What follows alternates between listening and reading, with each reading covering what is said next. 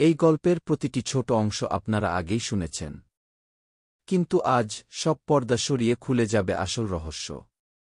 ঘণ্টা বাজবে, আর তার সাথেই শুরু হবে আতঙ্কের আসল রাত। আসুন শুনে নিই সম্পূর্ণ গল্প। ঘণ্টা বাজলে ভূত নামে। নিমতলা হাই স্কুল, একটা পুরনো দোতলা স্কুল বাড়ি, শহর থেকে একটু দূরে, শ্মশান ঘাটের পাশ ঘেঁষে দাঁড়িয়ে আছে বহু বছর ধরে। জংধরা লোহার গেট, ঠান্ডা করিডোর, কাঠের সিঁড়ি, সব মিলিয়ে একটা সময় থেমে যাওয়া স্কুল যেন। কাঁসার ঘণ্টা, যার আওয়াজ নাকি এখনও রাতের বেলায় শোনা যায়, সেই গল্প স্কুলের পুরনো দেওয়ালে আঁকা ভয়ের মতো ঘুরে বেড়ায়। এই স্কুলে ইতিহাস পড়াতে আসে নতুন শিক্ষক মৃণাল সাহা। শান্ত, গম্ভীর স্বভাবের লোক। শহরের ব্যস্ততা থেকে মুক্তি পেতে এমন দূরের স্কুলেই বদলি চেয়েছিলেন। কিন্তু যোগদানের প্রথম সপ্তাহেই তার মনে হতে থাকে, এই স্কুলে যেন কিছু একটা ঠিক নেই। ছাত্রদের চোখে এক ধরনের ভয়, শিক্ষকরা যেন কিছু লুকোচ্ছে। স্কুলের পুরনো বিল্ডিংটা বিকেলের পর ভুতুড়ে লাগে। ছাত্ররা বলে, স্যার, সন্ধ্যার পর কেউ ওদিকটায় যায় না। ঘণ্টা বাজে, কেউ থাকে না, তবুও বাজে। মৃণাল হেসে উড়িয়ে দেন। তার যুক্তিবাদী মন এমন গল্প মানতে চায় না। কিন্তু তার যুক্তিগুলো ধীরে ধীরে যেন হেরে যেতে শুরু করে। একদিন শুক্রবার, মৃণাল সাহা স্কুলে দেরি করে থেকে যাচ্ছিলেন। নতুন শিক্ষক, তাই অনেক খাতা দেখতে হচ্ছে, পড়ার নোটিশ বানাতে হচ্ছে। সবাই যখন বাড়ি চলে গেছে, তখনও তিনি হেডমাস্টারের ঘরে কাজ করছিলেন। ঘড়িতে তখন ঠিক 7:45। হঠাৎ করেই একটা না একটা ঘণ্টা বাজল। ডং ডং ডং। ধাতব শব্দ, কানে কেটে যায় এমনভাবে। মৃণাল থমকে গেলেন। কে বাজালো এই ঘণ্টা? তিনি উঠে করিডোরের দিকে এগোলেন। চারপাশে অন্ধকার, নিস্তব্ধ। কেয়ারটেকার বালাইচাঁদের ঘর বন্ধ। কেউ নেই, কিন্তু ঘণ্টা বাজছে। তিনি ধীরে ধীরে পুরনো বিল্ডিংয়ের দিকে গেলেন। বাতাস যেন এক ধরনের চাপ নিয়ে বইছে। গা ছমছমে ঠান্ডা। কানে শব্দ আসছে, জুতোর টুনটান আওয়াজ, অথচ কেউ নেই। হঠাৎ দেখলেন করিডোরের এক কোণে একজন ছাত্র দাঁড়িয়ে আছে। স্কুল ড্রেস পরা, মাথা নিচু, পিঠে ব্যাগ। মৃণাল ডাক দিলেন, এই যে, তুমি কে? ছেলেটা মুখ তোলে না। ধীরে ধীরে পেছন দিকে হেঁটে যায়। তারপর হঠাৎ অদৃশ্য হয়ে গেল। মৃণাল চমকে উঠলেন। ভ্রান্তি বলেই নিজেকে বোঝালেন। কিন্তু রাতে ঘরে ফিরে আর ঘুম এলো না। কিছু একটা নিশ্চিতভাবে ভুল ঘটছে। সোমবার সকাল, মৃণাল সাহা লাইব্রেরিতে গিয়ে পুরনো রেজিস্টার ঘাঁটতে শুরু করলেন। কৌতূহলটা থামানো যাচ্ছে না। একটার পর একটা পুরনো খাতা উল্টে যেতে যেতে হঠাৎ একটা মোটা ডায়েরি পেলেন। তার উপর লেখা, অভি সরকার, শ্রেণী দশম। ডায়েরিটা খুলতেই একটা ধুলোর গন্ধ ছড়িয়ে পড়ল। কাগজগুলো হলদে, কোনা ছেঁড়া। তিনি পড়তে শুরু করলেন। আজ আবার ঘণ্টা বাজল। আমি একাই শুনতে পেলাম। তারা বলে, এটা নাকি বাজে না। কিন্তু আমি শুনি। আমার মাথার ভেতরে বাজে। পরীক্ষা ভালো যায়নি। মা বলল ফেল করলে আর স্কুলে পাঠাবে না। আমি জানি আমি ফেল করব।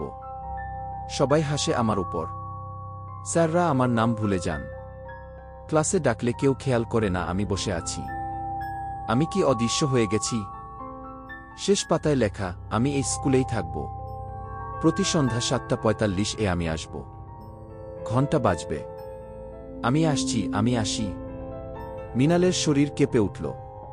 সেই অভি, যে কিনা স্কুলে আত্মহত্যা করেছিল ফল প্রকাশের আগের দিন।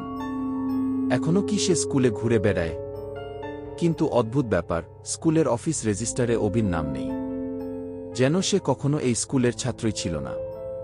মৃণাল সাহা এবার ঠিক করলেন, প্রমাণ করতে হবে যে কিছু একটা ঘটছে।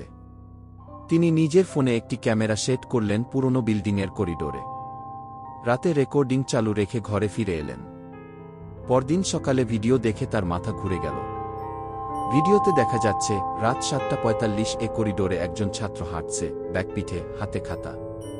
কিন্তু তার পায়ের ছায়া পড়ছে না। দরজার পাশে দাঁড়িয়ে সে ঘণ্টা বাজাচ্ছে। তারপর হঠাৎ মিলিয়ে যাচ্ছে।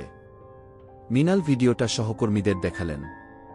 কেউ বলল ভিডিও এডিট করা, কেউ হেসে উড়িয়ে দিল। কিন্তু বালাইচাঁদ চুপচাপ বলল, স্যার, আমি একবার সন্ধ্যায় ওই ছেলেটাকে দেখেছিলাম। ওর চোখে চোখ পড়তেই শরীর ঠান্ডা হয়ে গিয়েছিল। ও মানুষ না, স্যার। রাত। মৃণাল সাহা আবার স্কুলে গেলেন। সঙ্গে নিলেন অভির ডায়েরি আর পরীক্ষার খাতার কপি, যা লাইব্রেরিতে পাওয়া গেছে। 7:45 বাজে। ঘণ্টা বাজে। বাতাস ঠান্ডা। আলো নিভে যায়। চারদিক নীরব। হঠাৎ করেই এক কণ্ঠ ভেসে আসে। স্যার, আমার খাতা কি আপনি পেয়েছেন? মা বলেছিল পাশ করলে আমাকে সাইকেল কিনে দেবে। কিন্তু আমি ফেল করেছিলাম না, স্যার। মৃণাল ধীরে ধীরে তার দিকে খাতা বাড়িয়ে দিলেন। আলো দেখা গেল, ছেলেটার মুখ নেই, কেবল দুটি গভীর গহ্বরের মতো চোখ। খাতা হাতে নিয়ে সে বলল, এবার আমি চলে যাব। ধন্যবাদ, স্যার। একটা আলো ঝলকে উঠল, তারপর নিস্তব্ধতা। ঘণ্টা থেমে গেল। বাতাস শান্ত। ঘড়ির কাঁটা আটকে আছে 7:45। সেই ঘটনার পর থেকে স্কুলে সন্ধ্যাবেলা আর ঘণ্টা বাজেনি। কেউ আর অভিকে দেখেনি। পুরনো বিল্ডিংয়ের দেওয়ালে এখন একটা ছোট ছবি, অভি সরকারের। নিচে লেখা, এক ছাত্র যাকে সবাই ভুলে গিয়েছিল, কিন্তু সে কাউকে ভোলেনি। এই ছিল আজকের গল্প, ঘণ্টা বাজলে ভূত নামে। একটি স্কুল, এক ছাত্র এবং এক ভুলে যাওয়া আত্মার অপেক্ষা। আপনি কি কখনো এমন কোনো জায়গায় গেছেন যেখানে সময় থমকে গেছে? আপনার অভিজ্ঞতা থাকলে কমেন্টে জানাতে ভুলবেন না। যদি গল্পটি ভালো লেগে থাকে, একটা লাইক দিন। আর আমাদের চ্যানেল কি ভূতের শব্দ কি সাবস্ক্রাইব করে পাশে থাকুন। আমরা আবার ফিরে আসব এক নতুন অন্ধকার গল্প নিয়ে, যেখানে শব্দের ভিতরে লুকিয়ে থাকবে ভয়ের ছায়া।